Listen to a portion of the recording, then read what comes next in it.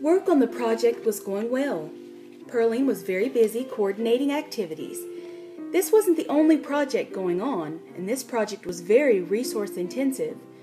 Pearline had to make sure the right amount of resources were coming in that was needed at the time without cannibalizing other projects of their resources. Pearline said it was like doing a complex ballet dance on a stage full of other ballet dancers, and everyone has their own routine. You have to learn to dance around everyone else, yet keep up your routine, and she loved every minute of it. For Michelle, however, that job made her head hurt, trying to keep up with everything, and it bored her to tears. She thanked Jehovah for allowing us to continue to be so diverse, seeing how everyone's skills and likes and dislikes complemented each other, made life so dynamic and vibrant. She silently mused how there were people who believed that after Armageddon, people would reach perfection, and that meant almost being clones. Same likes, same abilities, being good at everything, nearly the same personality. She realized how boring life would have been living like that. She then chuckled, thinking about her mother and how she would have appreciated that boredom last week. Her mother made the mistake of asking her to take over for a day while she went on an errand. The next day, Pearline's workload had doubled.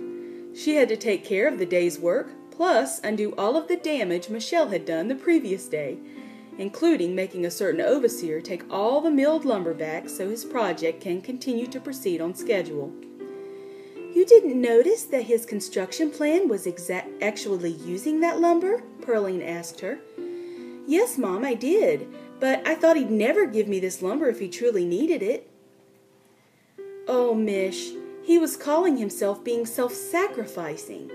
That's one of the differences between this new world and the old one. In the old one, you had a problem with people being too selfish. In this one, you have to watch out for people being too sacrificing. Remember when you and Katrina had to talk me out of going to help Brenda with her project because I was needed in the office? That happens all the time.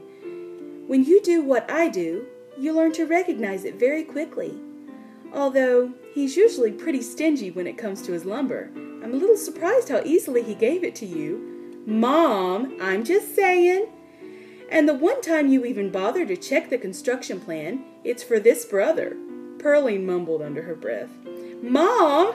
To Pearline's surprise, Michelle heard.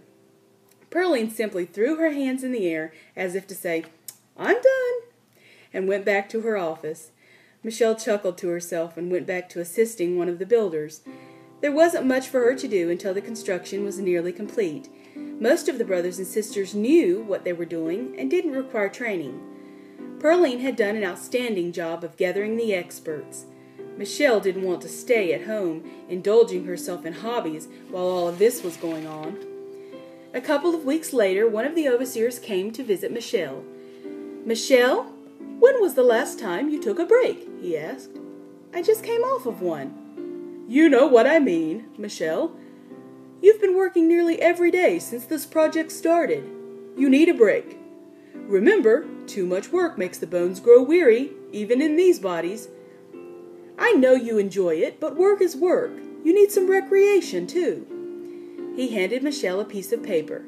"Here, this is on a property owned by a dear friend of mine. He is currently traveling abroad. I want you to take your panther, Claude, and stay at this house. Claude's never been to his natural habitat. I'm sure he'll enjoy it. You've learned that every animal has an instinctual sense of humor. They delight in being in their natural habitat. Once you get to that house, you'll find a list of things to do. Think of it as a scavenger hunt, a way for you and Claude to explore the environment." A wide smile across his face. "You know, this is too good an offer for you to pass up. My son will take care of your garden while you're gone, and as for your family, she has her own adventure I've sent her on. Working too hard seems to run in your family." Michelle clutched the piece of paper and then let out a shout of joy, and to his surprise, hugged the overseer so hard she picked him up off the ground, and then ran home to get Claude and go on her new adventure.